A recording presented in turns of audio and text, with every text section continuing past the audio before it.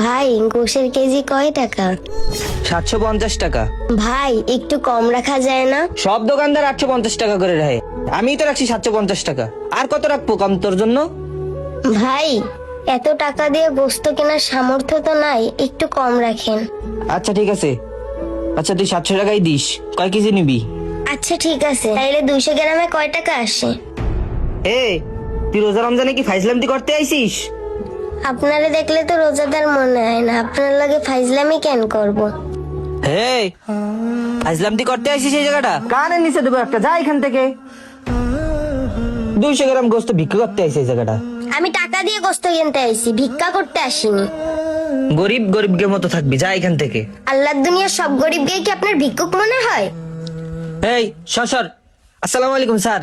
ওয়ালাইকুম আসসালাম। স্যার আপনার জন্য তো গোস্ত রাখছি, সিনার গোস্ত রাখছি একদম। কয় কেজি দেবো স্যার? 10 কেজি না 5 কেজি? ওই যে সিনার গোস্ত রাখছি। বড় লোকের কত কদর। আরে না না, অত লাগবে না, আমি বেশি দিন থাকবো না বাড়িতে, ওই 1 কেজি হলেই হবে। স্যার আমি তো ভাবছি আপনি 5-7 কেজি গোস্ত নেবেন, এর জন্য এক করে আমি দেখেন সিনার মাংস রায় দিছি পুরো আস্ত একটা বডি। আরে না না, হাতে সময় নেই, আমাকে আগামীকালকে আবার ঢাকায় ফিরতে হবে। তুমি এক কাজ করো, আমাকে 1 কেজি দাও, সিনের মাংস থেকে দিবে। আহারে, মানুষের টাকা থাকলে মানুষের কত মূল্য করে, আর গরিবদের টাকা নাই, এর জন্য মানুষ মূল্যায়নই করে না। আচ্ছা ঠিক আছে স্যার, আমি তাইলে সিনার মাংস থেকে 2 কেজি গোস্ত দিচ্ছি। কানে কি তুমি বেশি শুনো? তোমাকে বলছি আমি 1 কেজি সিনের মাংস দাও। আচ্ছা ঠিক আছে স্যার। আরে তুই জায়গায় দাঁড়াই দিচ্ছি, তুই এই জায়গা কি করিস? সর এখান থেকে যা। কি হয়েছে, ওর সমস্যা কি? আর বললেন না স্যার, রমজান মাসে 10 কেজি 5 কেজি গোশ বিক্রি করে আমি কুল পাচ্ছি না, আর হ্যাঁ এসে 200 গ্রাম গোশ নিতে, ওর কারণে আমার কতগুলো কাস্টমার নষ্ট হয়ে গেছে। যাই জায়গাতে সর। মিথ্যা কথা স্যার, আমি 200 গ্রাম গোশত টাকা দিয়ে কিনতে চাইছি, ভিক্ষা তো চাই নাই। আরে ভাই, ও তো ভিক্ষা চাই নাই, দিয়ে দাও। না স্যার, 200 গ্রাম গোশ বিক্রি করা যাবে না। দেখ 200 গ্রাম গোশ বিক্রি করলে আমার লস হয়, যাই জায়গাতে। ভাই আজ 15টা রমজান হইতে যাচ্ছে, একটা দিনও সেহেরিতে গরুর গোশত খাইতে পারি নাই। তুই গরুর গোশ খাইতে পারিস না তাতে আমার কি? তোর কামই তো ভিক্ষা করা।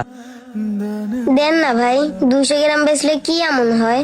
ভাই এখন তো টাকা নেই, আপনি আমার 200 গ্রামই দেন, ঈদের পরে 1 কেজি গোস্ত কিনবো। হে যা এখান থেকে, আর ভুলেও তোর এই দোকানের সামনে জানি না দেখি, যা এখান থেকে যা। ভাই কিছু মনে করেন না, ওর ডিস্টার্ব করতেই থাকে, আইছে সকালবেলা ডিস্টার্ব করতে। আরে গরিব হলে বোঝা যায় মানুষ কতটা অসহায়। স্যার আপনার 1 কেজি গোশ লাগবে, দিছি আপনারে। ভাই শোনো, তুমি একটা কাজ করো, তুমি আমাকে আরো 1 কেজি গোস্ত দাও তো, টোটাল 2 কেজি দিবে আমাকে, তাড়াতাড়ি করো। 2 কেজি নেবেন? আচ্ছা ঠিক আছে দিচ্ছি।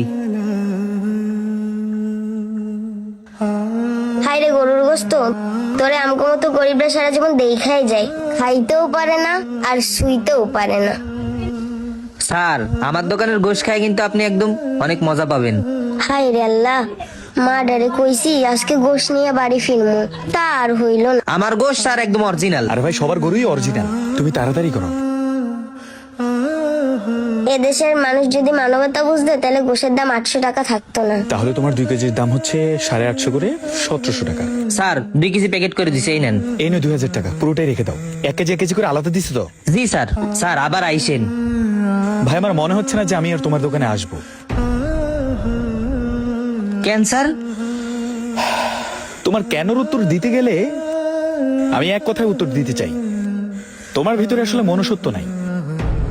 তুমি আসলে রক্তে মাংসে গড়া একটা মানুষ হলেও তোমার ভেতরটা পাথর দিয়ে গড়া। দেখো ভাই, আল্লাহ যারা গরিব বানাইছে আর যারা ধনী বানাইছে, এ দুজনেরই কিন্তু আল্লাহ একজনই বানাইছে। দিন শেষে আমরা সবাই কিন্তু মানুষ। ওই যে কথায় আছে না, যে বড় লোকের ফুটানি বেশি, বড় লোক তোমার 100 টাকা একটু বাড়ায় দেয়, দেখলে 1 কাপ চা খাওয়া, এই কারণে বড় লোকের কদর বেশি।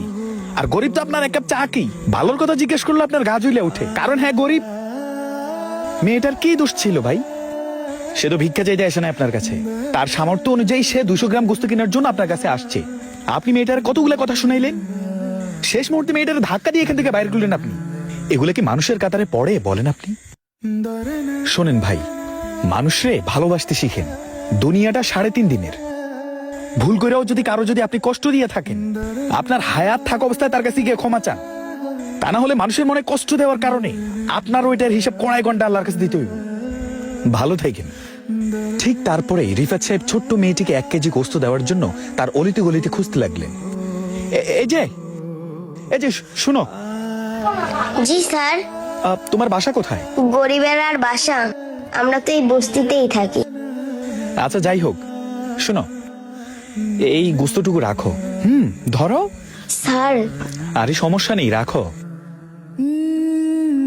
তুমি না এ রমজান মাসে গরুর গোস্ত দিয়ে সেহরি করো নাই? আজকে বাসায় গিয়ে তোমার মাকে বলবা গরু মাংস রান্না করে দিতে, তারপরে গিয়ে সেহরিতে গরু মাংস দিয়ে ভাত খেয়ে এরপর রোজা রাখবা, ঠিক আছে? আচ্ছা। বাসায় চলে যাও। আমাদের আশপাশের ধনীর দুলালেরা যদি তাদের অসহায় আত্মীয়দের প্রতি একটু সুনজর দিত, তাহলে হয়তো তারা কারো কাছে গিয়ে হাত পাততেন না আর ছোট হতেন না। আর গোস্ত দোকানদারের প্রতি আমার একটাই উপদেশ থাকবে, সব গরিবদের ভিক্ষুক ভাইবেন না, তার সামর্থ্য অনুযায়ী তার কাছে গরু গোস্ত বিক্রি করুন। 1 কেজি গরু গোস্তের দাম আর কয় টাকা রে ভাই? আপনার একটু উপকারে যদি গরিবের মুখে হাসি ফুটে, তাহলে আপনি ধরে নেবেন আপনি ধনীর দুলাল হয়ে সার্থক। আর যদি দেখেন আপনার দ্বারা গরিবের মুখে হাসি ফুটে নাই, তাহলে ধরে নেবেন আপনি ধনী হয়ে ব্যর্থ।